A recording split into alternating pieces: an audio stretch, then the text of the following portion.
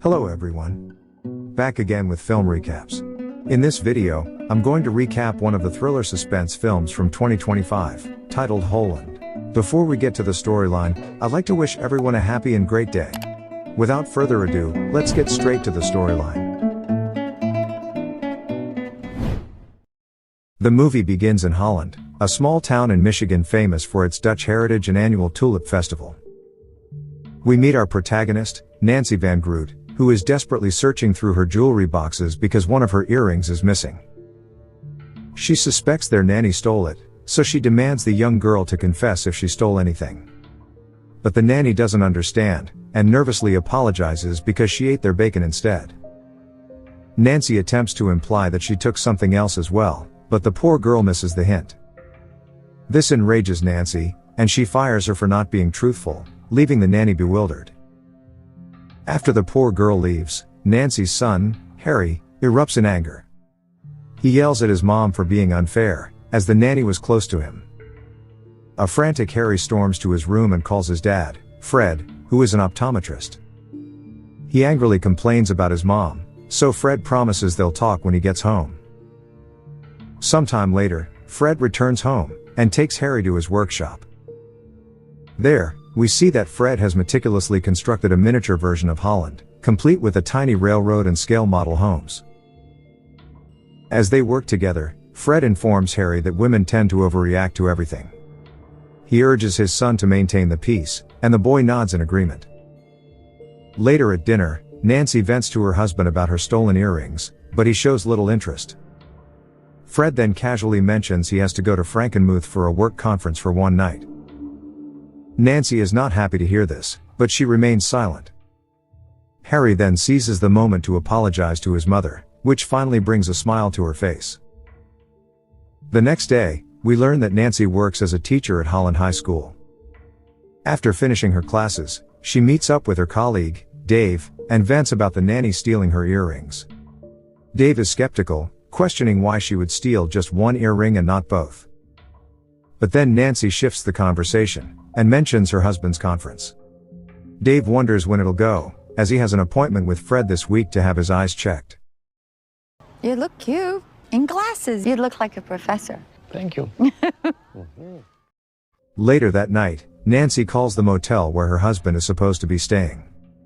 But strangely, the receptionist tells her no one is answering the phone inside the room.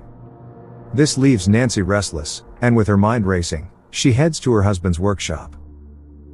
As she rummages through one of the drawers, she finds a box of Polaroid film, but there are no pictures inside, which leaves her deeply suspicious.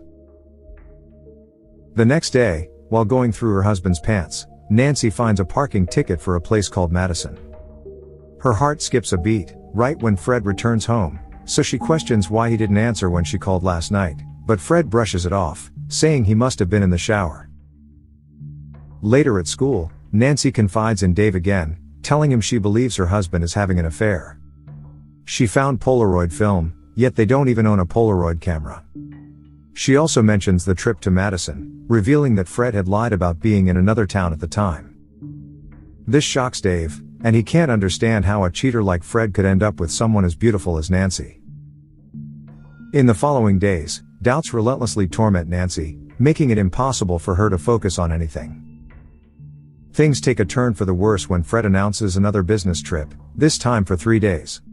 But Nancy still doesn't say anything, as she doesn't have any solid proof at the moment. The next day, she meets Dave at a diner, where she comes up with a wild idea of breaking into her husband's office. Nancy is convinced that the Polaroid pictures must be hidden there, and is determined to find them. Since Dave's eye checkup is coming up, she asks him to sneak into the bathroom and open the window, but make it look like it's still closed, so she can get in later. Dave is hesitant at first, but eventually agrees when she flirtatiously touches his hand. That evening, Nancy tells Fred that she plans to go out with her friend, Gwen, this Friday. Her husband doesn't think much of it and agrees. The scene cuts to Friday afternoon, where Dave arrives for his eye checkup appointment. During the process, Fred casually mentions that he's noticed Dave's insurance is being covered by Holland High School. He points out that Dave must know his wife, who also works there. This makes Dave really nervous, but he lies, claiming he's new in town and doesn't know her. After some tests, Dave rushes to the bathroom, cracking the window just enough to appear shut. But the act freaks him out, especially when he spots a cop right outside the door. This unnerves him so deeply that he quickly walks away from the clinic, refusing any further tests.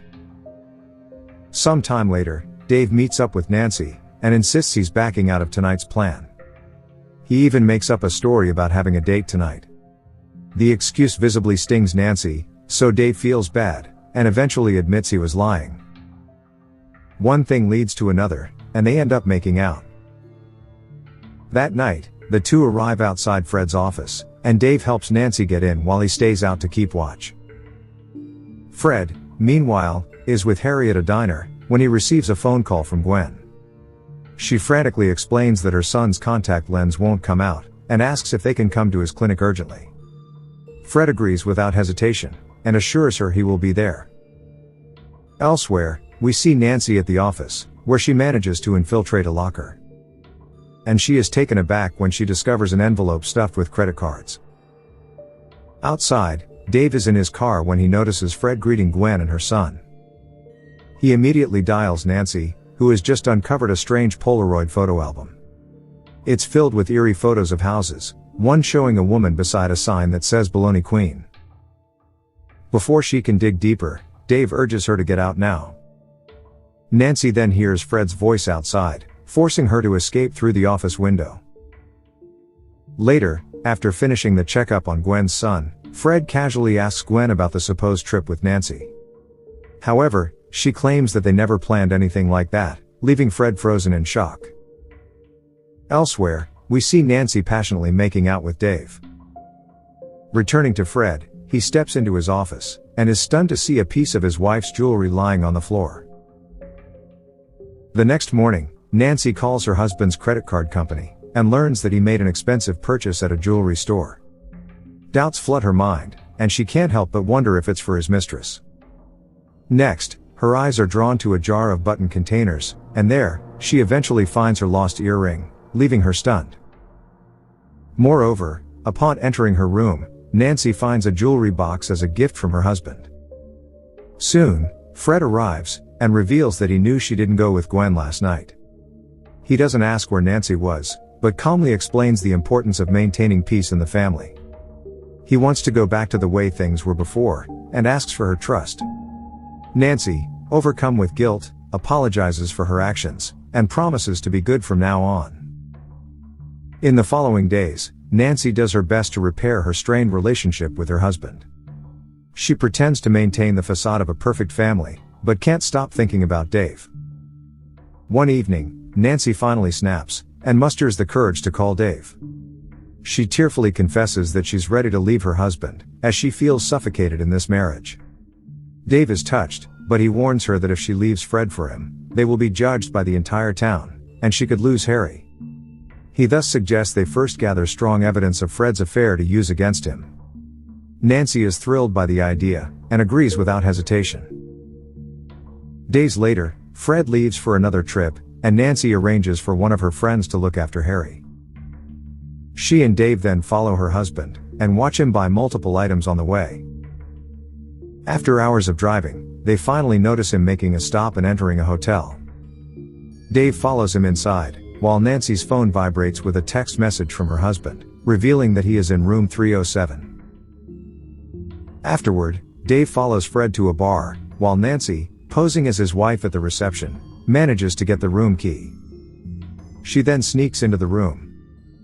She begins rifling through the items Fred purchased in the afternoon, but is shocked to find a bag containing a pair of handcuffs, men's underwear, and dog treats. And so, she quickly snaps pictures of the items. At the bar, Fred prepares to leave, so Dave strikes up a conversation and invites him for a drink. But Fred doesn't recognize him from their earlier meeting, so he politely declines the offer. After he leaves, Dave immediately calls Nancy, prompting her to put the items back in place, and rush out of the room. Later, Nancy shows Dave the pictures she took, and is convinced that Fred is into some bizarre kink. The two then share a kiss, and spend the night in the car. The next morning, Nancy wakes up, and realizes she needs to return home to pick up Harry. But Dave believes the photos are insufficient evidence, and decides to stay behind to catch Fred with another woman. Nancy likes the idea, so she heads back to the town alone. Upon returning home, she inspects her husband's miniature town, and shockingly spots the name Lacey Ann for Baloney Queen written on one of the model houses.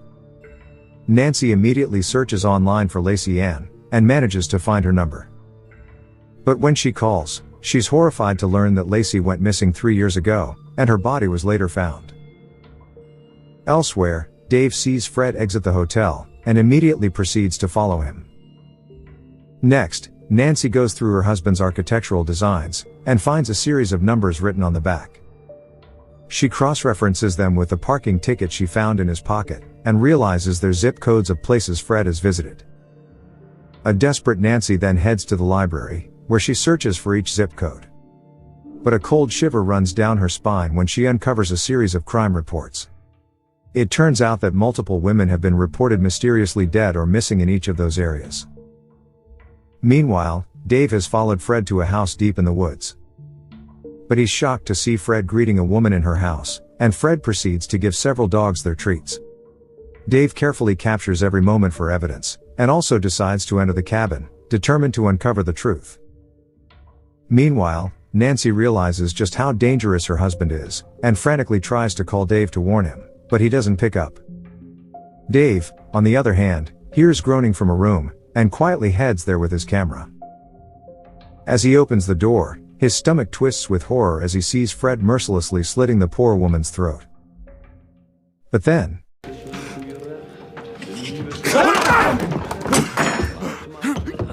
during the struggle, Fred attempts to choke Dave, but the latter injures him with the knife and runs away.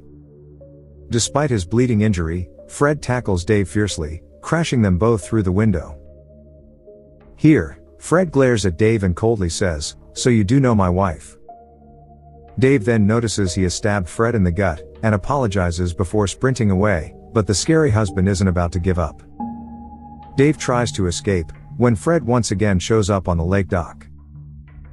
But before Fred can strike, Dave pulls out the knife, causing Fred to lose a tremendous amount of blood, before collapsing into the water, and dying.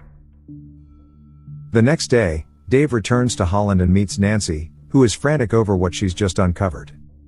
Dave confirms that Fred is a killer, but he reassures her that she has nothing to fear, because Fred will never come back. He tells her that he confronted Fred with the pictures, and forced him to disappear from their lives for good. Dave then suggests they and Harry leave the town right now, but Nancy argues that they can't just vanish, it would look too suspicious. She proposes they wait until the big tulip festival in town, and promises they'll leave afterward. In the following days, they both try to carry on with their daily lives. Nancy is constantly tormented by the fear that Fred might come back, while Dave is haunted by nightmares of what happened. One evening, he digs up a gun buried in his backyard, preparing for whatever horrifying event might come next. Days later, the day of the Tulip Festival finally arrives, and the entire town is gathered to celebrate. Nancy also shows up, but her moment of calm is shattered when the neighbors inform her that her husband has returned from his trip. A spooked Nancy claims it's impossible, but the neighbors swear they saw Fred earlier. During the festival, Harry gives a dance performance with the other kids, bringing some joy to the day. Afterward, Nancy searches for her son, only to run into Dave. He suddenly grabs her hand, claiming that Fred is at the festival and they need to leave, but Nancy angrily demands that he let go of her and approaches Harry. The mother and son then rush to a motel, where Nancy locks all of the doors and windows for safety. Soon, Dave also arrives at the motel door, and demands that Nancy let him in. This annoys her, so she quickly locks Harry in a room, urging him not to come out under any circumstances. Nancy hesitates to open the front door, so a desperate Dave spills the entire truth. He explains how he witnessed Fred brutally killing a woman, and how they fought afterward. He was convinced Fred had drowned in the lake, but somehow the man has returned alive. Upon hearing the truth, Nancy finally opens the door, and she is angry that he lied to her. Dave is determined to make things right, and decides to tell the cops everything. But Nancy stops him, as she believes it will only ruin Harry's life. The two begin tussling for the phone, during which Nancy accidentally injures Dave in the head. After apologizing, a worried Nancy then rushes to find her son, but he is nowhere to be seen. And so, she steps outside, but to her surprise, she sees Harry calmly hanging out with his dad by the lakeside. Fred asks Harry to go wait in the car, assuring him they'll head home soon. Up next, Fred calmly states that he's deeply disappointed in her actions. He claims he's never crossed a line in their marriage, but she has. However, he suddenly insists that the man who committed those murders isn't the real him. His real self is with his family, and he suggests that they hit the reset button and resume their perfect family life. Realizing that resistance could make things worse, Nancy gets into the car with her family. But just moments after Fred starts driving, she states that Harry hasn't buckled his seatbelt, and they need to pull over. Fred tries to refuse, but Nancy forces him to stop the car, and screams at Harry to run. After this, Nancy pulls out a gun and aims it at her husband. But he calmly tries to convince her that without him, Harry's life will fall apart, and he will likely end up in foster care. Regardless, Nancy refuses to fall for his tricks. And then this happens. You deserve this. Mom? Mom! Here we notice that Nancy has badly injured Fred's face. Still, the psychopath isn't willing to give up and violently tries to choke his wife to death. Despite this, Nancy manages to grab one of her heels, and mercilessly begins beating Fred with it, until he finally collapses dead in a bloody mess. After the nightmare ends, Nancy rushes back to the motel, but Dave is nowhere to be found. The movie ends with Nancy and her son, alone in a world that will never be the same again, forever haunted by the horrors they've endured. Okay guys, thanks for watching. See you again in the next video.